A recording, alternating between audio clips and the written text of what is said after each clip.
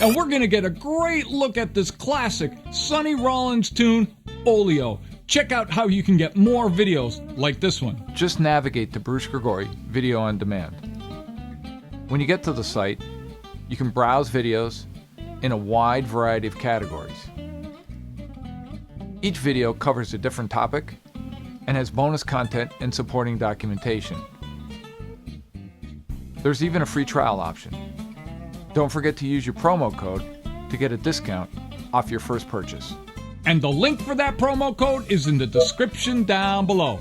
Now, if you dig the video, throw it a like, hit the subscribe button, and don't forget to hit the bell notification because that's going to let you know every time I upload a new video. Of course, the channel releases new videos on every Tuesday and every Friday. So let's get started.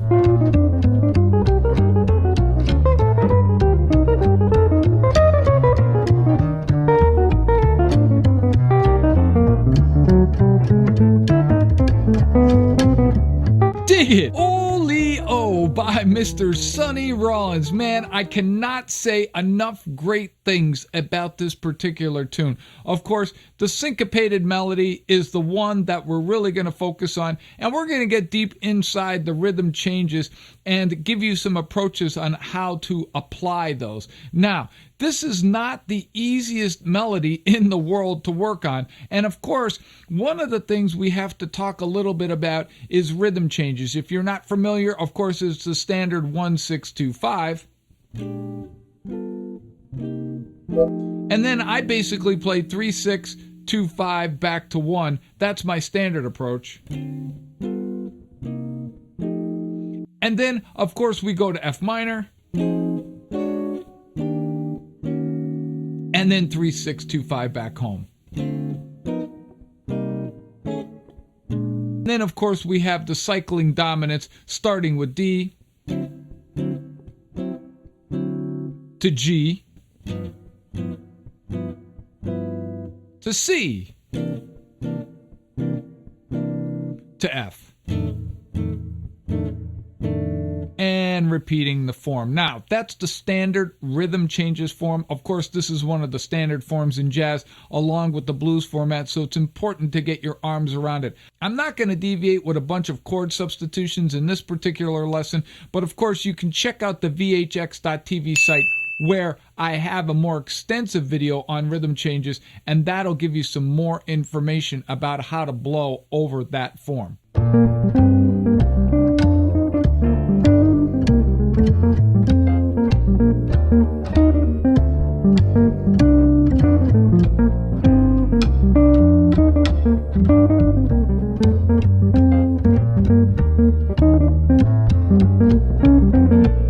The main focus of this, of course, is the melody. It's not a terribly hard melody, although it's got little nuances and little bits of phrases that kind of repeat, and it can trip people up, but it basically sounds like this.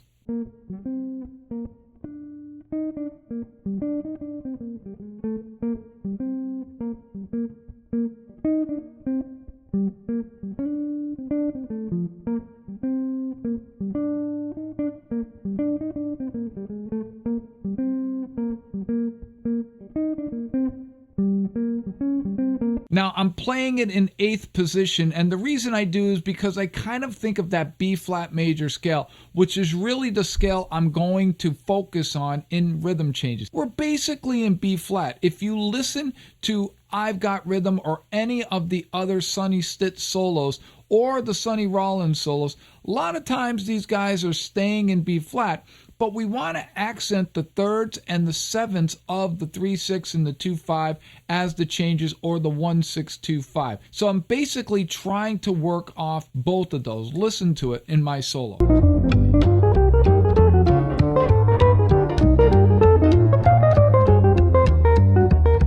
So basically, one of the main forms I'm playing is this way.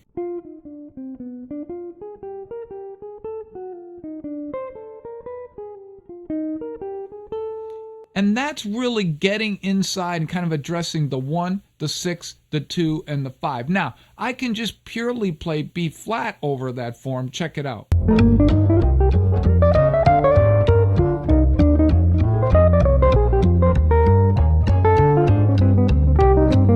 other thing I can do is play blues or minor pentatonic. In fact, I recall a memory of Barry Harris saying when Sonny Stitt saw him play rhythm changes, he made him aware that the A is not just a blues form, because that's what Barry was playing over that. But of course, you hear George Benson and Pat Martino both kind of play minor pentatonic or B-flat minor pentatonic, and even Joe Pass plays a lot of blues licks kind of like this.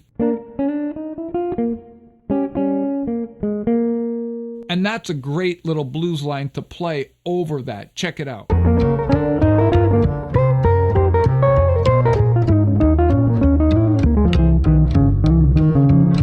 There's a lot of different approaches, but really focusing on those thirds and sevenths of the 1, the 6, the 2, and the 5, and the 3, 6, 2, 5 back to 1 is really the key when we talk about playing over this particular tune.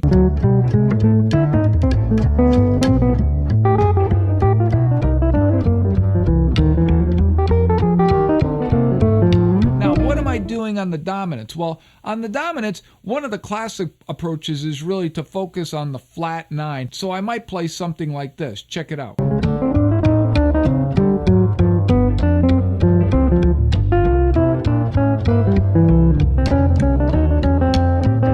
And then I'm kind of cycling those dominants, which is a great way to really focus on not only the 7th, the 3rd, but also that flat 9. That's very Charlie Parker-esque. So it might sound something like this.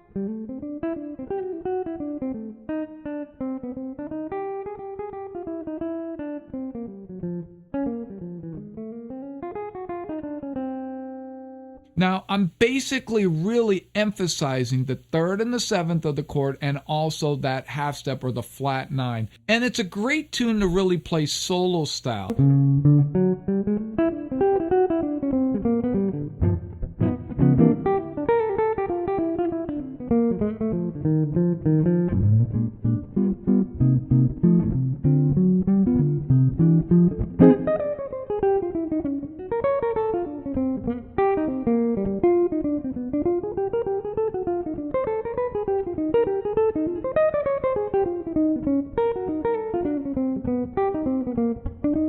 One of the things that you can really focus on in rhythm changes or in any tune, just like Oleo, is the chromatic approaches in it. And of course, a lot of chromatic playing is a way to kind of get inside the changes. And that was really kind of a precursor to bebop, but also the chromatic chord movements. So basically, I could use diminished in between the 3, 6, 2, 5, kind of like this.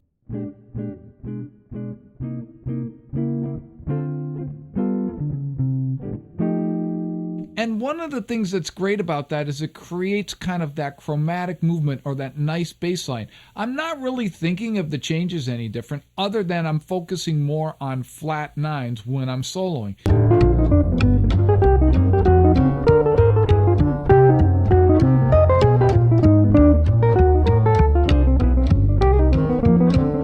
Dig it!